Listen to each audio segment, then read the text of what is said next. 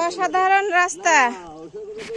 এই যে আমাদের নারদ নদীর রাস্তা নতুনই হয়েছে। পুঠিয়া রাজশাহী 2023 সাল থেকে 24 সাল, বানেশ্বর ইউপি, পুঠিয়া রাজশাহী, করমালিশা মাজার প্রাঙ্গণ। নতুনই ব্রিজটা হয়েছে, খুবই সুন্দর লাগতেছে। এখানে যে পানি নিষ্কাশনের ব্যবস্থা খুব ভালো হয়েছে।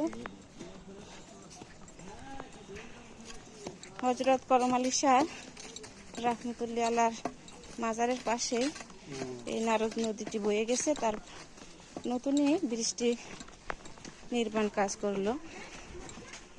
এই পারের মানুষ ওই পারে যাওয়ার দারুণ একটা সুব্যবস্থা হয়েছে।